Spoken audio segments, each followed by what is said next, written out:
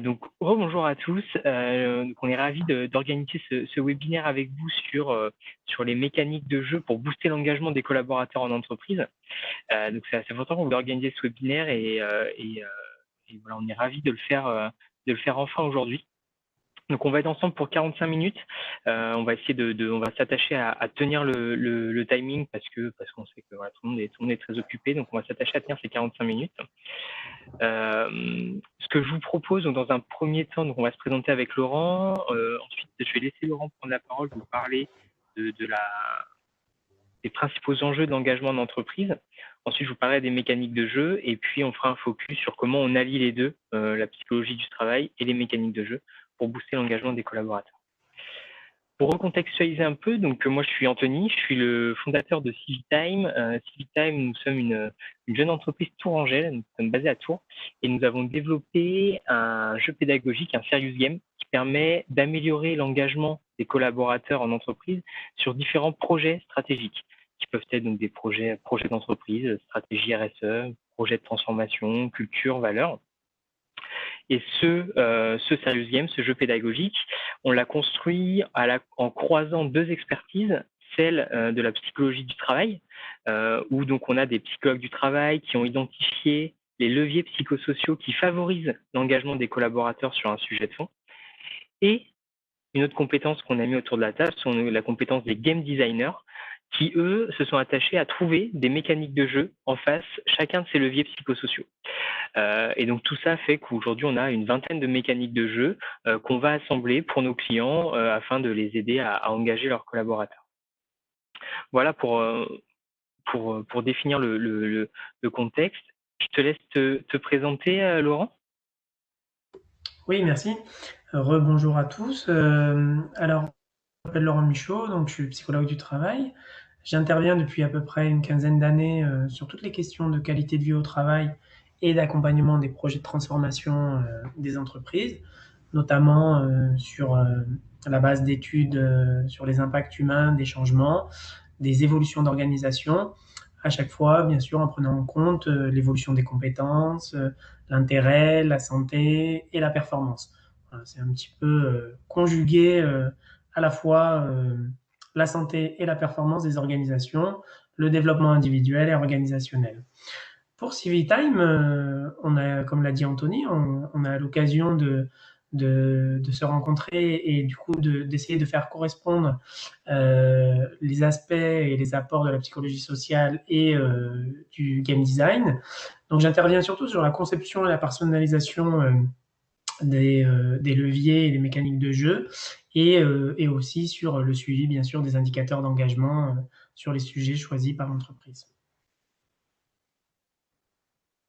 Alors, on va vous présenter maintenant euh, les éléments qui nous semblaient intéressants concernant l'engagement des collaborateurs et les mécaniques de jeu.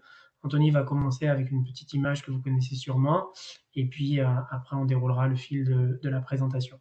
On aura aussi l'occasion de vous demander sur le chat de mettre quelques mots-clés, de vous exprimer. N'hésitez pas même sur des retours ou des points. On aura l'occasion aussi de faire le point à la fin de la présentation sur des questions. Donc c'est bien aussi de les récupérer au fur et à mesure. Je t'en prie, Anthony. Ok, merci Laurent. Alors pour introduire le sujet de l'engagement, j'aime bien utiliser cette image. Imaginez une barque et dans cette barque, il y a 5 personnes. On a une première personne qui rame très très fort pour faire avancer la barque. On a 3 personnes qui mettent des petits coups de rame à gauche, à droite, mais globalement, elles attendent beaucoup de la première personne pour faire avancer la barque. Et puis on a la dernière personne qui fait des trous dans la barque. Eh bien, cette barque, c'est votre entreprise. Aujourd'hui, en France, il y a un salarié sur 5 qui est activement désengagé dans son travail. Un salarié activement désengagé coûte 14 580 € par an à son employeur, ce qui est colossal. Donc, ce sont des coûts liés au turnover, à l'absentéisme, aux baisses de productivité. Et donc, voilà l'enjeu auquel on essaye de répondre avec Civitime. Alors, pour commencer, on va vous demander de participer donc sur le chat et de nous expliquer, selon vous, quelles sont les conséquences du désengagement en entreprise. Quelles sont les conséquences? Donc, on vous laisse écrire dans le chat des mots-clés, ce que ça signifie pour vous. On vous laisse 10-20 secondes très rapidement. On vous enverra à l'issue de ce webinaire un peu le nuage de mots des principales choses qui sont sorties. C'est toujours intéressant de voir ce que les gens, comment les gens perçoivent ça. Donc, je vous laisse 10-20 secondes pour nous Voilà, dire, selon vous, quelles sont les à quoi ça conséquences du correspond. désengagement. Voilà, on a déjà des premiers retours. On entend de l'absentéisme, la production, la performance, la démotivation, la culture d'entreprise. Donc, c'est assez intéressant. Donc, c'est vrai que, allez-y, continuons, on se laisse encore 15 secondes. C'est vrai que le désengagement, mauvaise image de l'entreprise, marque employeur, contagion, c'est très intéressant. Alors, comme l'a présenté Anthony, on aborde souvent ça sous les aspects financiers. Aujourd'hui, on a un certain nombre d'indicateurs qui nous donnent des éléments sur les conséquences. On voit l'impact, bien sûr, sur la motivation, sur la qualité de vie au travail, aussi sur le stress, sur la santé.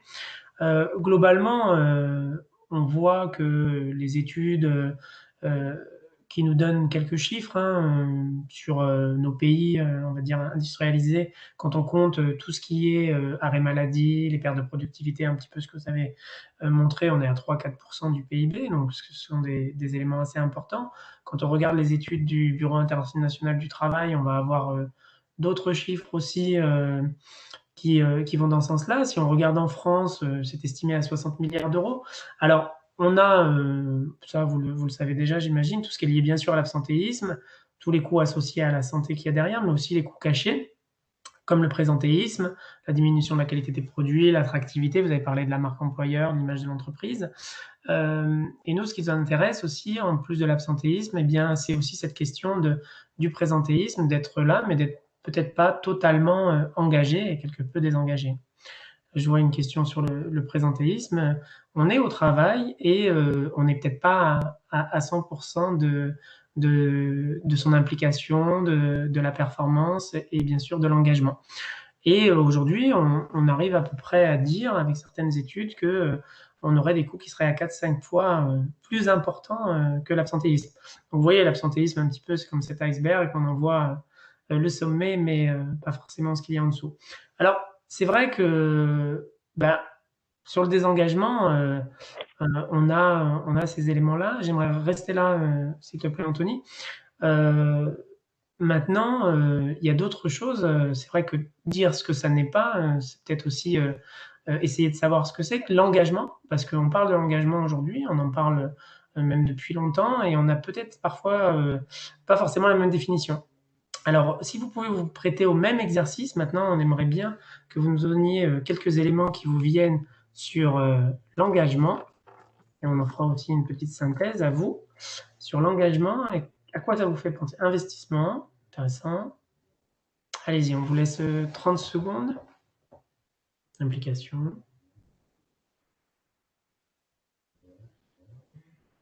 Conscience professionnelle. L'équipe, la notion de collectif, la contribution au projet. On voit bien qu'on est sur des champs lexicaux très très différents. On a de l'énergie positive. L'ambassadeur, on en parlera nous aussi, on en parle un petit peu dans nos mécaniques de jeu. L'énergie, au-delà du contrat de travail. C'est très intéressant. On va passer à la diapo tout de suite où on a mis quelques éléments sur l'engagement.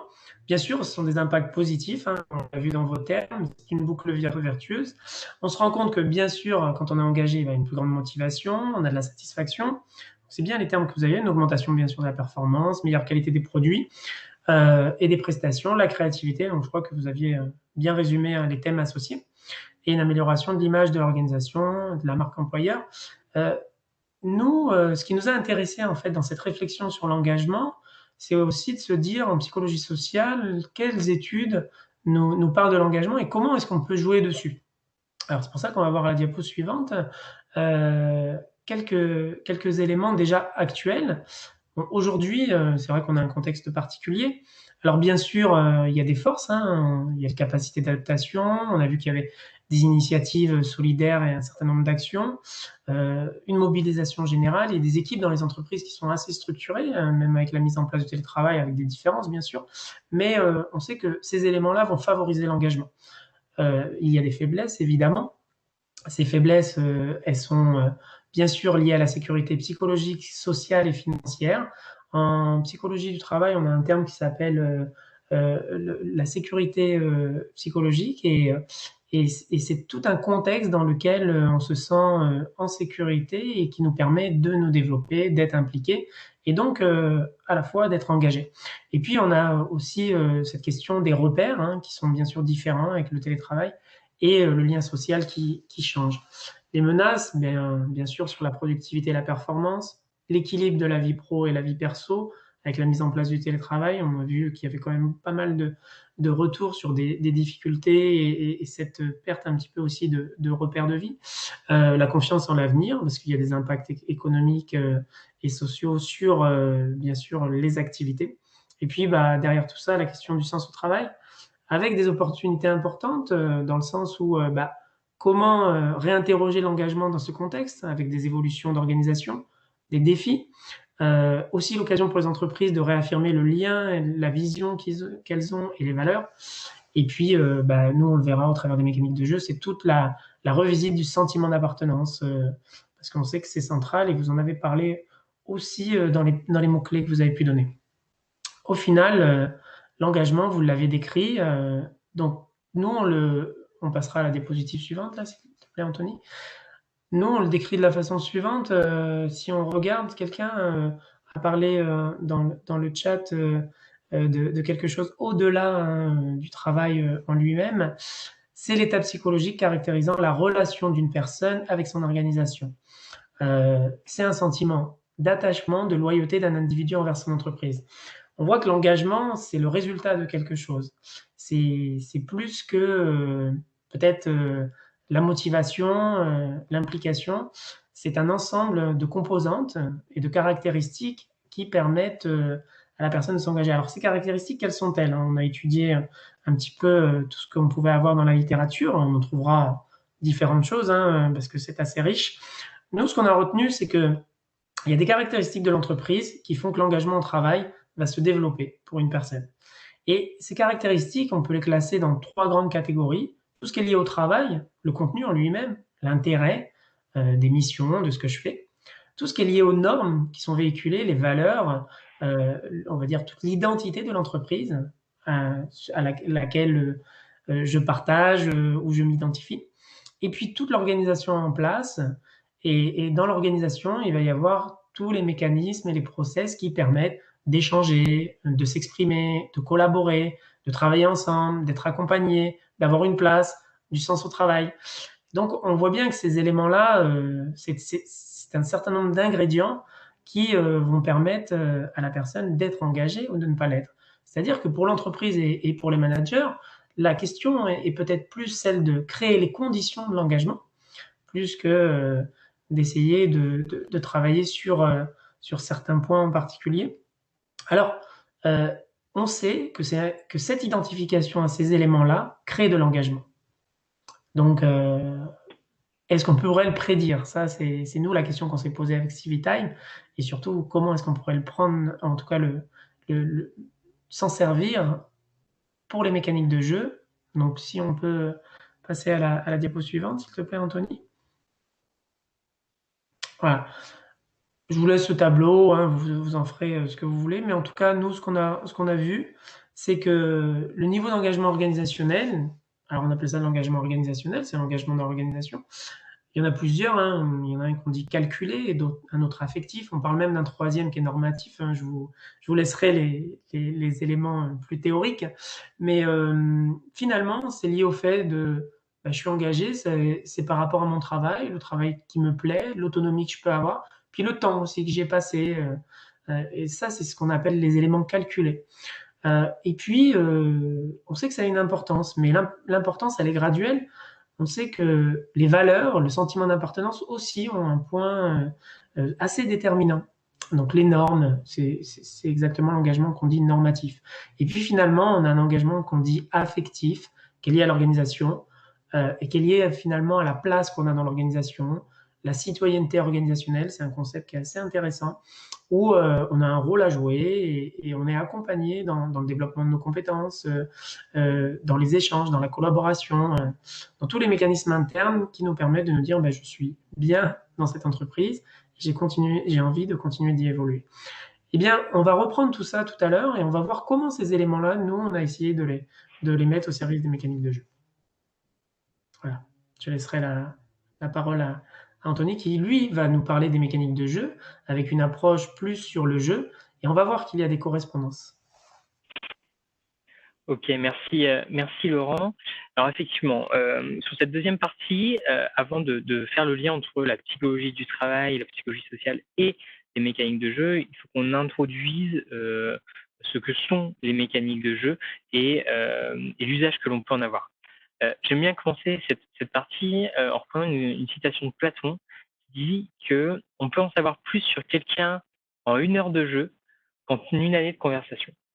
Et c'est assez représentatif, je trouve, du pouvoir que peut avoir le jeu lorsqu'il est bien fait, lorsqu'il est bien designé, c'est-à-dire qu'il y a des game designers dont c'est le métier de mettre les bonnes mécaniques de jeu au bon moment pour provoquer des émotions chez un collaborateur, pour changer des comportements chez des personnes ou chez des groupes de personnes.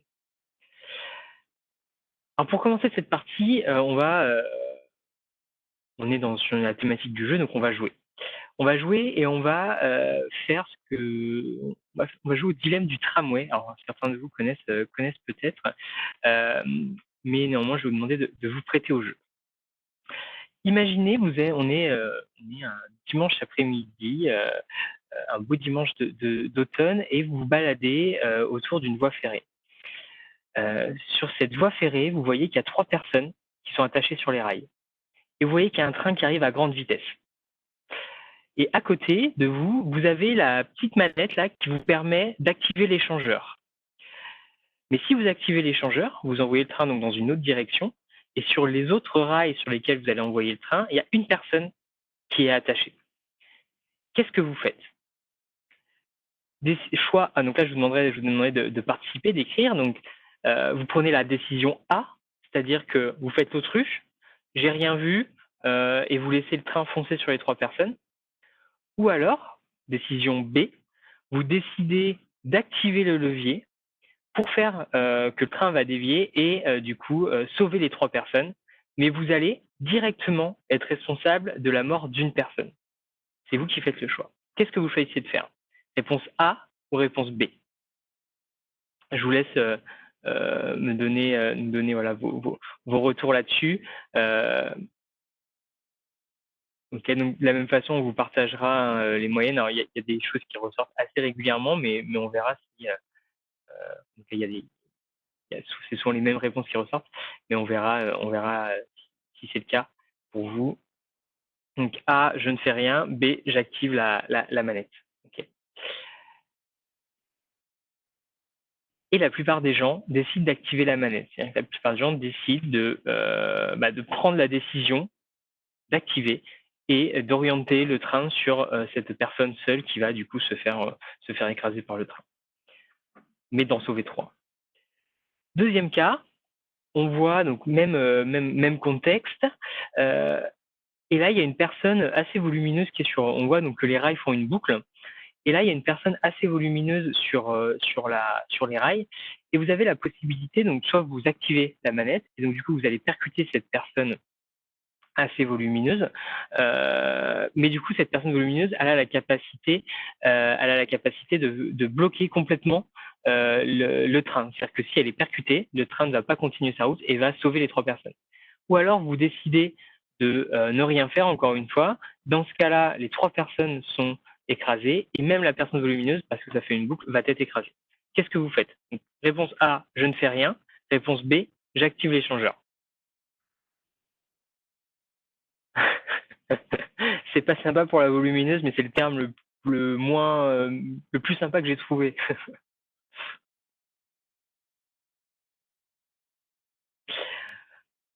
Ok, donc on analysera pareil après.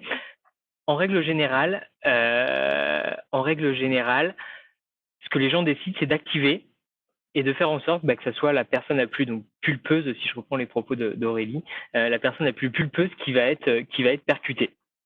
Et donc sauver les 3 autres personnes. Donc j'ai vu quelques-unes de vos réponses et j'ai l'impression que c'est ce que vous avez choisi en priorité. Troisième cas, vous êtes donc pas au bord d'une voie de chemin de fer, mais vous êtes sur un pont sous lequel passe un train. Et donc ce train qui arrive à très grande vitesse, toujours ces 3 personnes qui sont accrochées. Et donc là, vous avez 2 possibilités. Donc, sur le parapet du pont, il y a cette personne donc, pulpeuse qui est au bord. Et là, vous avez 2 possibilités. Soit vous faites rien, et du coup, le train va percuter les 3 personnes. Ou alors, vous poussez la personne volumineuse sur les rails, qui, elle, va arrêter le train. Et du coup, vous aurez sauvé les 3 personnes. Qu'est-ce que vous faites? A, vous ne faites rien. B, vous poussez la personne pulpeuse. Donc, A, vous ne faites rien. Et B, vous poussez la personne. Ok. La plupart des gens décident de ne pas pousser la personne. Alors que sur l'exercice précédent, vous avez vu, tout le monde, la plupart activait. Alors globalement, c'est le même, l'impact est le même, mais c'est perçu de façon différente. Bon, là où je voulais vous amener à travers cette petite mise en situation et cette introduction au jeu, c'est à quel point une mise en situation c'est très simple hein, comme mécanique de jeu. Je vous ai imposé de prendre une décision. Donc vous m'avez rien demandé et je vous ai demandé de choisir soit entre guillemets de tuer 3 personnes ou d'en tuer une. Ça vous met dans une situation où vous êtes un peu perplexe. Vous avez un choix qui est difficile à faire, mais vous êtes obligé de le faire. Vous êtes obligé de le faire. Et du coup, vous allez inconsciemment, enfin même consciemment, vous allez vous obliger vous allez être obligé de vous trouver une logique. Vous allez vous trouver une logique en vous disant, bon, ok, moi, je décide de faire ça parce que c'est moins pire que de les laisser faire, par exemple. Je décide d'activer pour que la personne pulpeuse soit écrasée en première parce que c'est moins pire que laisser les 3 autres se faire écraser. Je vous oblige à trouver, à trouver cette logique et inconsciemment, cette logique, vous allez du coup l'imprégner et vous allez y adhérer. Voilà. Donc, c'est un exemple assez simple de ce que peut permettre de provoquer le jeu lorsqu'il est bien fait et bien imaginé. Alors quand on parle de gamification, c'est un terme qu'on entend de plus en plus.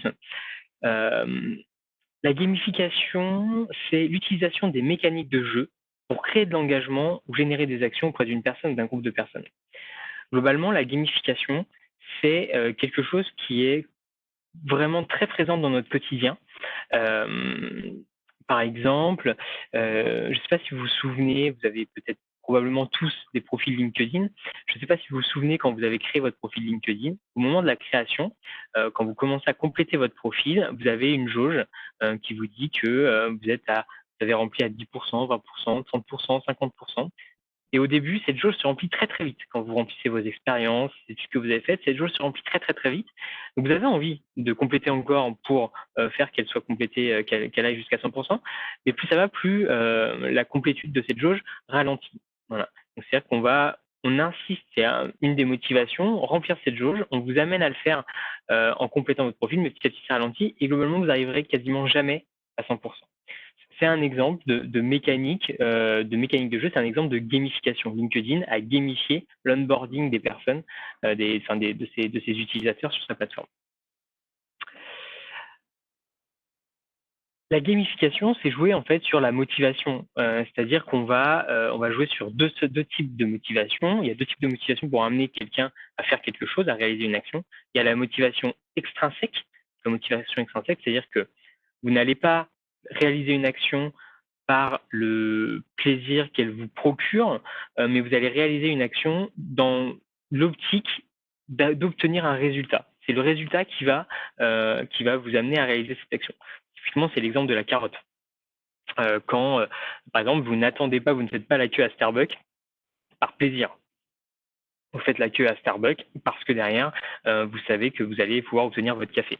Vous ne faites pas vos études, ou en tout cas en grande majorité, vous ne faites pas vos études, vous ne restez pas assis sur des bancs parce que vous aimez ça. Mais c'est plus parce que vous êtes motivé par la perspective d'avoir un diplôme et d'avoir un job qui vous plaît. Voilà. C'est ce qu'on appelle la motivation extrinsèque. Pour illustrer ça, il y a quelque chose que j'aime bien représenter, c'est ce qu'on appelle l'effet nudge. Alors certains d'entre vous connaissent peut-être l'effet nudge. L'effet nudge, c'est une théorie donc de sciences comportementales qui fait valoir le fait que une personne peut être davantage influencée à réaliser des actions si on a une incitation indirecte plutôt qu'une incitation directe. Alors pour illustrer ça, je vais vous montrer une petite vidéo. Alors je ne sais pas si vous allez avoir le son. Moi je l'ai, mais je regarde les filles si elles l'ont. C'est pas le son. Ok. Donc là, c'est un exemple d'expérience qui a été fait par Volkswagen dans une gare à Stockholm. Donc là, en l'occurrence, il y a un escalator et à côté un escalier. Sur l'escalier, on a mis des touches de piano. D'accord ? On a mis des touches de piano sur cet escalier et on a laissé l'escalator à côté. Et on va voir le résultat obtenu.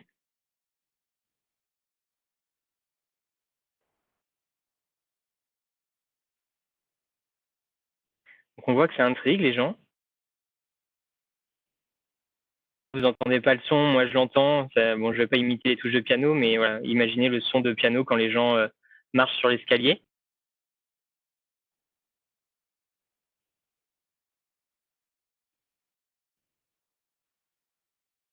Donc voilà un exemple de ce qu'est l'effet nudge. Et résultat obtenu, je crois qu'on va les voir un peu plus tard, ouais. 66 personnes de plus qui ont pris l'escalier plutôt que l'escalator. Donc c'est-à-dire qu'une incitation indirecte, on leur a rien demandé, fait que on arrive à changer quand même le comportement des personnes. Autre exemple, autre illustration, où là on est dans un parc, je crois qu'on est toujours en Suède, bon, je ne sais plus exactement, mais on va équiper une poubelle avec des haut-parleurs. D'accord. On place ces haut-parleurs dans la poubelle. Et lorsque quelqu'un va jeter quelque chose, ça fait un bruit de puits sans fond. D'accord. Donc imaginez, vous jetez quelque chose, ça fait un bruit sans fond et on n'entend jamais tomber, ou au bout de quelques secondes, on entend l'objet tomber.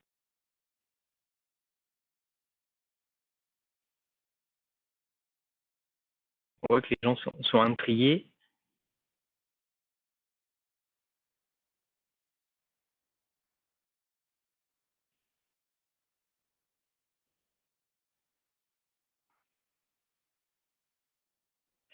Il y en a même certains qui vont ramasser exprès des choses pour les mettre à poubelle, donc c'est ce qui est plutôt positif. Résultat obtenu, 72 kilos de déchets collectés en plus. Voilà. Donc, ce que je voulais mettre en avant à travers ces deux exemples, c'est la motivation donc extrinsèque, la carotte, et notamment l'effet nudge, qui est un effet qui est souvent utilisé. Et vous pouvez taper ça sur Internet. C'est très intéressant de s'intéresser à ce concept. Deuxième source de motivation, c'est la motivation intrinsèque. C'est-à-dire à l'inverse, c'est-à-dire que là, vous allez prendre du plaisir dans l'action que vous réalisez. Typiquement, la course à pied. La course à pied, c'est un exemple de motivation intrinsèque, c'est-à-dire que vous allez prendre du plaisir dans la réalisation de l'action en elle-même. D'accord. Et c'est ce qu'on essaye de faire chez Civitime, en tout cas lorsqu'on fait du jeu. Donc il y a différents profils de personnes. Il y a les personnes qui vont courir avec des amis pour passer plus de temps avec eux. Il y en a qui vont se fixer des objectifs, mais qui vont réaliser des actions en se fixant des objectifs. Il y en a qui vont qui vont faire de la course à pied parce qu'ils veulent découvrir des grands événements, ils vont faire un marathon, des choses comme ça. J'avance assez rapidement parce que sinon je ne vais pas avoir le temps. Je vois que le temps passe et j'ai mis un plus de temps que prévu sur la première partie. Ce que je veux vous montrer à travers la motivation intrinsèque, du coup, c'est qu'il y a différentes choses qui vont amener les personnes. Enfin, en tout cas, il y a 4 profils de joueurs en nous et chaque profil de joueur va être animé, va être motivé par des choses différentes. Premier profil de joueur, ce sont les killers. Les killers, c'est des personnes qui vont être motivées ou qu'on va réussir à impliquer sur un jeu uniquement si elles peuvent battre les autres. D'accord. Donc elles vont s'impliquer si elles arrivent à battre les gens et si elles sentent qu'elles peuvent être les meilleures. C'est typiquement dans les entreprises, sans faire d'amalgame, mais c'est les profils commerciaux, par exemple, qui vont du coup eux vraiment s'impliquer si il y a cette possibilité de battre les autres et de montrer qu'ils sont les meilleurs. On a un autre profil de joueurs qui sont les achieveurs. Donc les achieveurs, eux, c'est ceux qui vont avoir besoin de collectionner des choses. Ils vont avoir besoin donc il y a deux catégories dans les achieveurs. Il y a les collectionneurs qui, eux, vont avoir besoin de sentir une progression. Ils vont s'impliquer dans un jeu parce qu'ils sentent qu'ils progressent, qu'ils apprennent des choses, qu'ils obtiennent des badges. Par exemple, je ne sais pas si vous connaissez le jeu Pokémon Go, où on devait avoir le plus possible de Pokémon pour avancer dans le jeu. C'est typiquement, pour ce profil de joueur, c'est un jeu qui est génial. Et puis, donc, dans les assureurs, on a aussi les experts qui, eux, vont avoir besoin de feedback. Ils ont besoin, quand ils réalisent quelque chose, qu'ils le réalisent bien, ils ont besoin de voir que c'était bien. Ils ont besoin d'avoir des objectifs à moyen et à long terme pour s'impliquer réellement dans un jeu. Ensuite, on va avoir les explorateurs. Donc, eux, c'est ces deux profils, les détectives et les navigateurs. Eux, ce qui va les animer, c'est la possibilité dans un jeu de ne pas être drivés. C'est-à-dire qu'ils sentent qu'ils sont libres d'aller à gauche, d'aller à droite, mais qu'ils ne sont pas dans un tunnel où on les oblige de prendre un seul chemin pour arriver au bout du jeu. Ils ont besoin d'explorer, d'aller à la découverte de nouveaux territoires. C'est ce qui va les animer dans un jeu. Et puis enfin, on a ceux pour qui l'aspect social est plus important. Donc on va voir les coachs. Donc eux, les coachs, ils vont éprouver du plaisir et aller au bout d'un jeu uniquement si ils ont le sentiment de contribuer à une réussite collective et s'ils ont le sentiment d'aider les autres. Parce que je participe, j'aide mon équipe. Voilà. Eux, c'est uniquement ça. Si des jeux solo, ça va globalement pas les intéresser. Et puis dans ceux qui marchent plus sur l'aspect social, il y a aussi les rockstars. Alors les rockstars, c'est un peu les fans des réseaux sociaux. C'est ceux qui ont besoin d'être populaires. C'est ceux qui veulent des likes. C'est ceux qui ont besoin, où l'aspect communautaire est extrêmement important. J'ai besoin d'être dans un groupe. Donc qui sont globalement sous influence sociale. J'ai passé rapidement les 4 catégories, mais c'est pour vous montrer que lorsqu'on crée un jeu, c'est extrêmement important de s'attacher à créer des mécaniques, avoir une harmonie dans les différentes mécaniques de jeu pour parler à ces 4 profils de joueurs. Notamment quand on fait du serious game, parce que le serious game, il a vocation à aller en entreprise, et donc différents profils de joueurs. Donc il faut aussi bien que ça parle au jeune geek de 25 ans qui est fan de jeux vidéo, qu'à Francette de 55 ans à la compta et qui a jamais touché aux jeux vidéo. Voilà. Il faut que chacun y trouve du plaisir et donc il y a une harmonie à trouver en termes de game design. Maintenant qu'on a introduit les mécaniques de jeu, je vais laisser Laurent faire le lien entre du coup les leviers psychosociaux et les mécaniques de jeu. Voilà, donc on avait une approche game designer sur des aspects d'engagement dans le jeu que nous a présenté Anthony. On se souvient qu'au départ, on a parlé ensemble de l'engagement et de ce qui était essentiel, en tout cas ce qu'on a pu voir, et puis aussi par expérience dans les entreprises, on voit bien qu'il y a certains ingrédients qui sont plus parlants que d'autres. Alors ce qu'on a fait, on a mélangé tout ça et on a conçu un jeu divisé en 4 phases qui permettent de développer l'engagement et à chaque fois sur un sujet donné. On peut prendre le sujet qu'on souhaite, type RSE, projet d'entreprise, qualité de vie au travail, handicap, et on souhaite permettre une forme d'acculturation aux collaborateurs sur ce projet. Et pour ce faire, on va essayer de retrouver les ingrédients de l'engagement organisationnel, et ce, au travers de 4 phases différentes. Alors, dans ces phases, la première, c'est une phase de sensibilisation. On va vouloir générer de l'intérêt. On veut faire connaître le sujet aux joueurs. Ensuite, on a une phase d'adhésion. On veut susciter l'approbation. On veut créer une dynamique d'échange entre les joueurs. Et puis, on a une phase ensuite d'implication. C'est-à-dire maintenant que je connais, maintenant que j'ai échangé des opinions, des idées, j'ai mutualisé des connaissances, des expériences, eh bien, je vais être en situation de participer, d'être impliqué. Donc, je vais contribuer au sujet.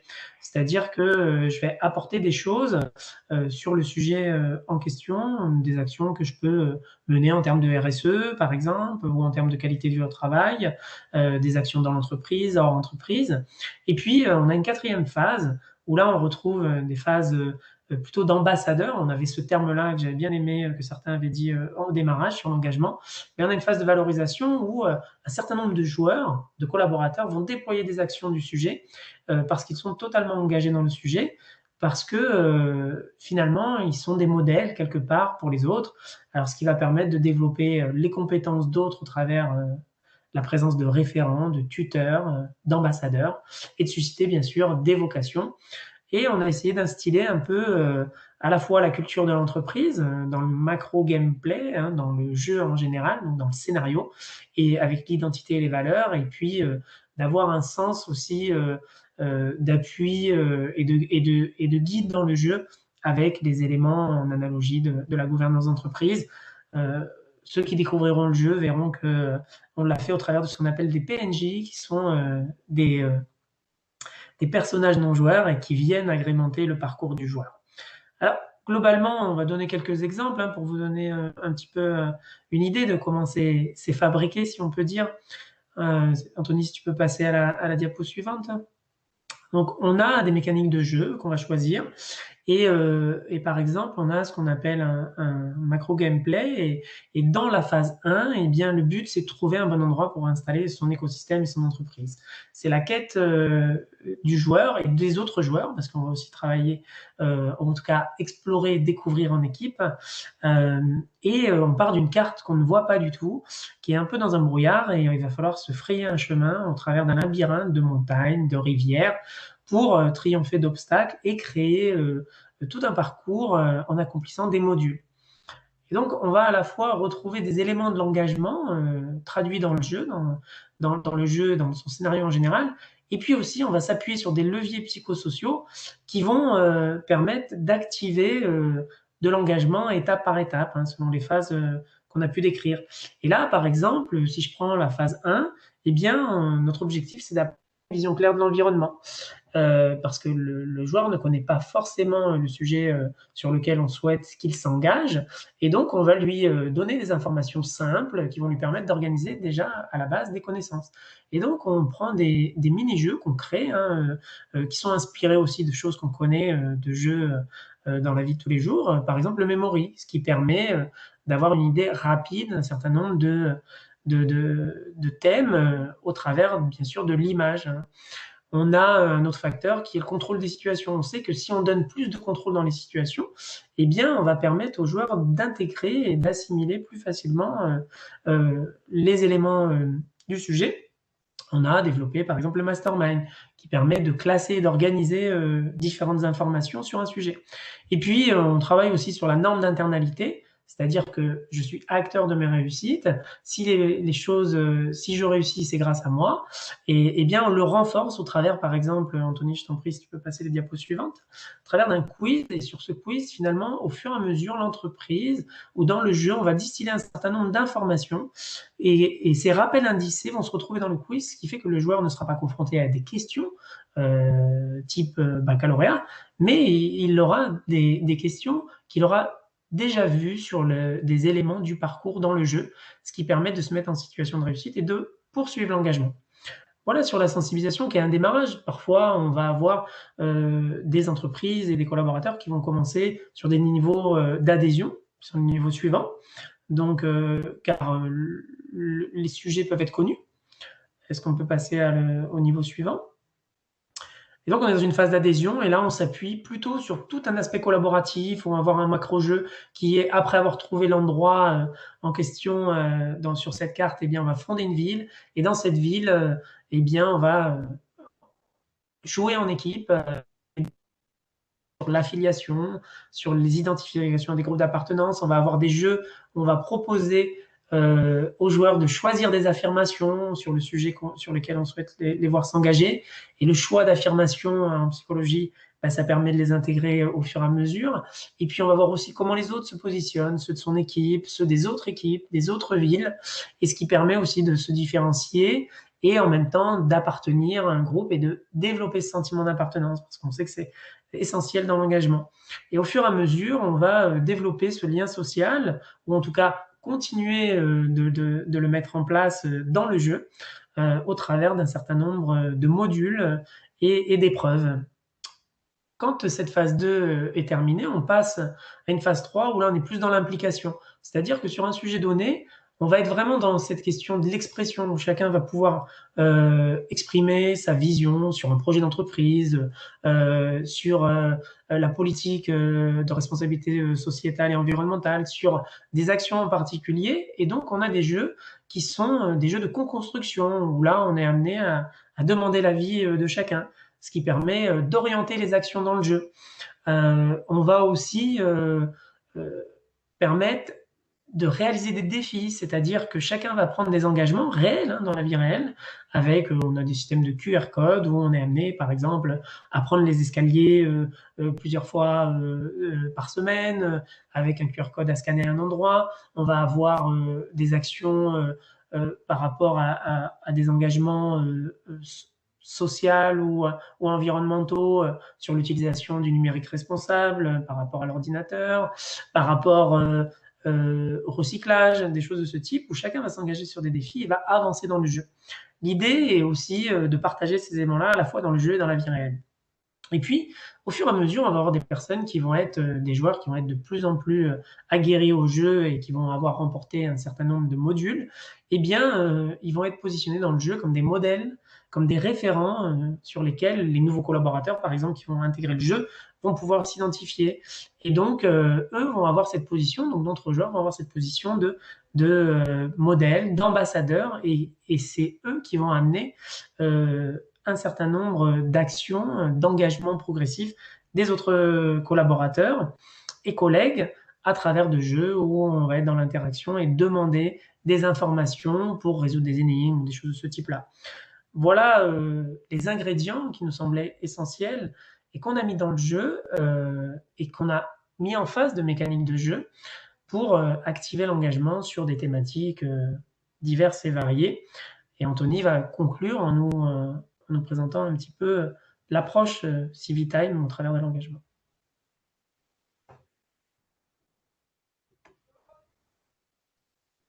Ok, merci Laurent. Donc pour terminer sur la deuxième partie, et après on pourra répondre à vos questions. Donc n'hésitez pas, si vous avez d'ores et déjà des questions, à les poser sur le chat. On a notre Pauline qui nous fera un retour. L'approche Civitime, elle est donc elle est de se baser sur effectivement cette expertise psychosociale. C'est-à-dire qu'à partir du moment où un client nous dit bon bah, ok, on souhaite déployer un projet d'entreprise, on souhaite déployer une stratégie RSE auprès de nos collaborateurs, la première étape pour nous, ça va être de faire un diagnostic. Ça va être d'identifier quel est le niveau de maturité de l'entreprise et des collaborateurs sur le sujet qu'on souhaite aborder. Et à partir de ce niveau de maturité, on va être capable d'identifier les leviers psychosociaux sur lesquels agir. C'est exactement ce que vient de vous expliquer Laurent tout à l'heure. C'est-à-dire que on va se dire bon, ok, il faut jouer sur la norme d'internalité, il faut jouer sur tel ou tel levier psychosocial, en face desquels on va vous proposer du coup des mécaniques de jeu. Donc ce diagnostic nous permet d'architecturer le jeu. On va vous dire bah voilà, on vous propose telle mécanique de jeu, tel module, le memory, le mastermind, le quiz. Et ensuite, on va travailler le contenu. Donc ce contenu, on le travaille avec nos clients. En fonction de la thématique qu'on souhaite aborder. Donc sur la RSE, nous on a des experts en interne qui accompagnent le client pour personnaliser le contenu à la stratégie RSE. Donc soit on est en phase de sensibilisation, le niveau 1, et à ce moment-là, on va davantage être sur de la RSE, j'ai envie de dire générique, c'est-à-dire que l'objectif là, c'est de leur donner une vision claire de ce qu'est la RSE. Leur dire que la RSE, c'est pas juste les mugs et les ruches sur les toits, mais leur donner vraiment une vision de toutes les questions centrales de la RSE. Et on va travailler donc ça sur la phase de sensibilisation, sur la phase d'adhésion, l'objectif, ça va être de mettre en avant ce que fait l'entreprise pour répondre aux enjeux auxquels elle est confrontée. Et puis ensuite, l'implication sur la RSE, encore une fois, c'est de faire passer le collaborateur à l'acte. Une fois qu'on a fait ces contenus, on lance ce jeu. Donc là, de la même façon, on vous accompagne, on vous envoie, on vous met à disposition un pack de communication pour vous aider dans le déploiement, que ce soit le plus simple et le moins énergivore possible pour nos clients. Et bien sûr, à la fin, l'objectif, c'est d'analyser tout ça. C'est d'être capable de vous dire, bon ben voilà, après le niveau 1, vos collaborateurs sont sensibilisés à X%. Après le niveau 2, ils adhèrent à X%, et ainsi de suite. Donc, c'est-à-dire que nous, on traque absolument tout ce qui se passe dans le jeu, qu'on agrège, qu'on interprète pour vous donner des indicateurs très tangibles sur le niveau d'engagement de vos collaborateurs sur le sujet qu'on aborde. D'accord. Donc c'est là-dessus où Civitime est très intéressant par rapport à d'autres outils de communication interne et d'acculturation. La force de notre solution, alors ouais, je reviendrai là-dessus tout à l'heure, la force de Civitime, c'est qu'en moyenne, lorsqu'on déploie Civitime chez nos clients, on a 61% de taux de participation. C'est-à-dire que quand on déploie sur une entreprise de 1000 collaborateurs, on va avoir 610 joueurs en moyenne. Donc c'est vraiment, donc encore une fois, c'est lié à un bon game design, ce que je vous ai expliqué tout à l'heure, mais aussi parce que voilà, on est sur un jeu qui est très ludique et où on a mis des mécaniques de viralité, donc les gens s'invitent les uns les autres et ainsi de suite. On a des serious games sur étagère, c'est-à-dire que là, je vous expliquais, donc l'approche que j'ai expliquée au-dessus est vraiment très personnalisée en fonction des clients. Mais on a aussi des produits sur étagère qui se déploient très vite, en une semaine. Par exemple, on a des produits sur la gestion des déchets. Donc, on a des contenus avec des modules de jeu préétablis qu'on vous met entre les mains. On vous laisse la possibilité de choisir quand même les thématiques qui vous intéressent et on déploie ça auprès de vos collaborateurs. Donc, par exemple, là, je parle de la gestion des déchets parce que c'est un sujet, il y a la semaine européenne de la réduction des déchets dans quelques jours, dans quelques semaines, à la fin du mois, je crois. C'est un sujet d'actualité, mais également sur le numérique responsable, où là, on a des mécaniques préétablies, des contenus préétablis, on déploie ça chez vous et c'est parti. Mise en place très rapide, comme je disais, puisqu'on est une web application. Donc, rien à installer sur votre système d'information. Ça, c'est important. C'est-à-dire qu'on n'a pas besoin de rentrer dans votre système d'information interne et d'installer des choses. C'est une web application accessible depuis n'importe quel navigateur, n'importe quel appareil. Et voilà, et en moyenne, on a, en moyenne, non, il n'y a pas de moyenne, en fait, on travaille dans tous les secteurs d'activité, donc banque, assurance, logistique, voilà, on a zéro limite, France, international, chez L'Oréal, on a travaillé dans 50 pays, donc voilà, on n'a pas de limite à ce niveau-là. Merci pour votre attention, il est 45 minutes pile, enfin au moment où j'ai lancé mon chrono. Du coup, on va pouvoir répondre à vos questions. Alors, je vais stopper le partage de mon écran. Ouais, Laurent, j'ai pas pu regarder, mais si tu as vu certaines questions. Oui, il y a un certain nombre de questions sur la RGPD, mais j'ai proposé à ce que chacun écrive sinon des questions là sur le chat rapidement et on aura des réponses dans l'envoi qu'on fera pour ceux qui doivent partir. Et s'il y a des questions en direct, là, on peut aussi y répondre. Ok. Donc, je vois des questions sur le nombre de collaborateurs, 10 000 personnes. Oui, au maximum, on est monté à 100 000 dans 55 pays. Donc voilà, on n'a pas de restrictions là-dessus. Est-ce qu'on a d'autres questions spécifiques? Pauline, ou Jean-Baptiste a dû vous mettre un lien. On propose des démonstrations en ligne si vous souhaitez en savoir plus, voir concrètement à quoi ça ressemble, voire même tester au sein de votre entreprise avec des personnes dans votre équipe. Voilà, n'hésitez pas, vous inscrivez et voilà. Combien de temps dure une partie? Systématiquement, lorsqu'on va déployer un niveau, ça va commencer en mode multijoueur. Le mode multijoueur va durer, on préconise en tout cas, c'est du calibrage, donc on peut faire un peu ce qu'on veut, mais ce qu'on préconise, c'est de le faire durer 3 semaines, où les collaborateurs vont jouer en équipe 5 minutes par jour pendant 3 semaines. Voilà. Une fois que cette phase multijoueur est terminée, on stoppe, on fige le classement par équipe, et le jeu reste disponible en mode solo pour notamment faire de l'onboarding sur les nouveaux arrivants. Donc le jeu reste disponible comme ça. Et puis ensuite, ça permet, lorsqu'on lance au niveau 2, tout le monde est au même niveau. Tout le monde est au même niveau de connaissance sur le jeu. Donc sur combien de temps dure la partie? Voilà. Une fourchette de coût, c'est très aléatoire en fait. Ça va dépendre, est-ce que vous voulez un produit sur étagère? Où là, globalement, c'est absolument pas le même coût qu'un produit vraiment qu'on va vous faire sur mesure avec ce diagnostic fait par Laurent qui permet d'identifier les leviers psychosociaux et de mettre les modules en face. Enfin, ça peut aller de tout au rien. Donc, pour vraiment vous répondre là-dessus, il faut identifier un projet, un sujet sur lequel vous voulez communiquer, nombre de collaborateurs, d'où on part, et à partir de là, on est capable de vous remettre des prix, mais d'un client à l'autre, ça peut varier pour 1000 collaborateurs, ça peut varier de 5 000 euros à, peut-être pas 50 000, mais de 5 000 à 20 000. Voilà, donc c'est vraiment, Alors, je vous donner plus qu'une fourchette, là, c'est un râteau que je vous ai donné. Voilà. Антонио, хорошая лекция, спасибо. Я на русском языке. Мне понравилось, но только мне бы еще... Je ne sais pas si on nous pose une question. Je suis désolé. Alors, Vitaly, ah non, je pense qu'il a coupé son... Oui. Il y a quelques questions sur RSE avec les 4 étapes dans le cadre d'un confinement. Anthony. Ouais, bien sûr. Bah, au contraire. Alors, vous m'entendez toujours ou pas? Oui, Ouais, oui. bien sûr, dans le cadre d'un confinement, ça se déploie, c'est d'autant plus d'actualité, puisqu'on est 100% web, hein, donc c'est-à-dire que vos collaborateurs, depuis n'importe quel PC, vont juste avoir à cliquer sur un lien, ça va s'ouvrir sur leur navigateur par défaut, et ils vont pouvoir jouer. Ils vont pouvoir constituer leurs équipes, donc j'arrive dans le jeu, je crée mon équipe, donc je choisis mon nom d'équipe, mon blason, la couleur de mon blason, et j'invite des gens à rejoindre mon équipe par adresse mail.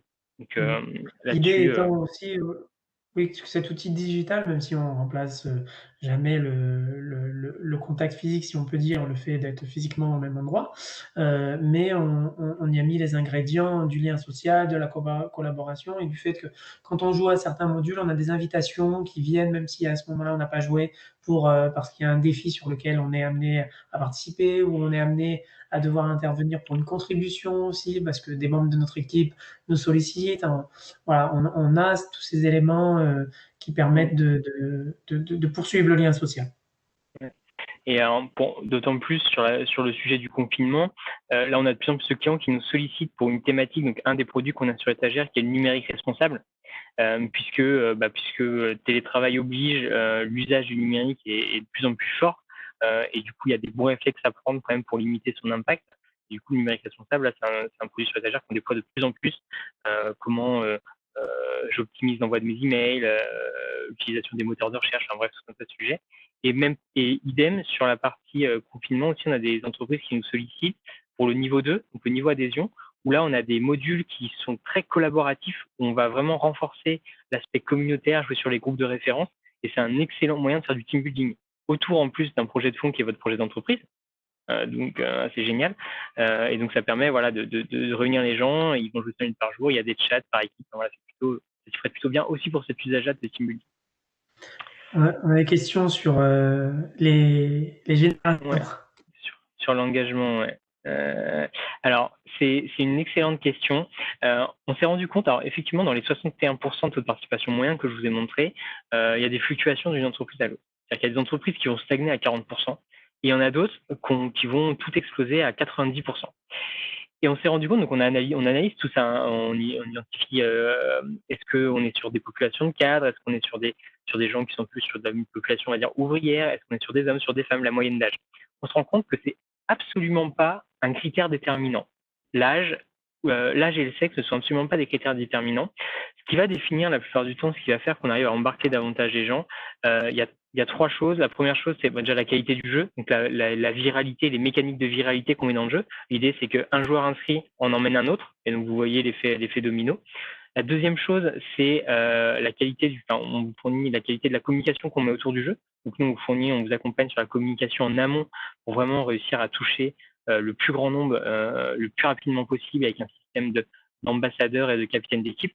Et le troisième levier, qui est là et un peu plus entre vos mains, c'est votre capacité, vous, à identifier, alors soit embarquer le middle management, c'est-à-dire que si on a le middle management qui est acquis à la cause, ça va être beaucoup plus simple de déployer auprès des collaborateurs au plus proche du terrain. Ou alors, si c'est pas le middle manager, c'est votre capacité à identifier des capitaines d'équipe, des ambassadeurs, les premiers qui vont se connecter sur la plateforme et qui vont créer leur équipe. Parce qu'on sait que les premiers qui se connectent, qui créent leur équipe, ils sentent un peu, quand on crée une équipe, on se sent un peu investi d'une mission, et du coup, je vais inviter du monde à rejoindre mon équipe. Parce que sinon, mon équipe va être en bas du classement. Donc, on se rend compte que effectivement tout le monde n'a pas le même taux de participation, mais le sexe et l'âge ne changent absolument pas. Ce qui varie, ce qui fait varier le taux de participation, c'est ces 3 éléments uniquement.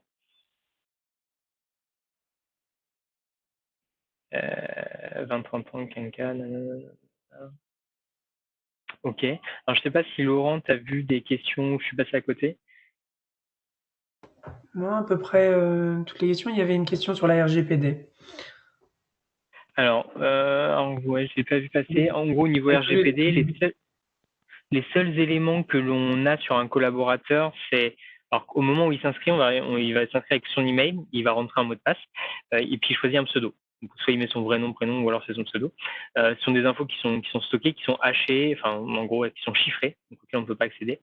Nos clients, lorsqu'on vous met à disposition les tableaux de bord, c'est anonymisé, c'est-à-dire que vous allez savoir le taux de participation, le pourcentage de bonnes et de mauvaises réponses sur les questions, ainsi de suite, mais vous n'allez pas savoir que Thierry de la compta est plus impliqué que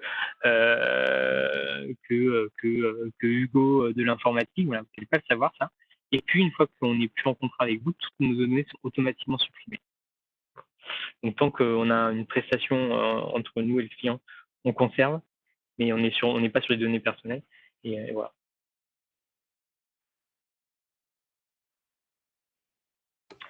Je pense qu'on a fait le tour des questions.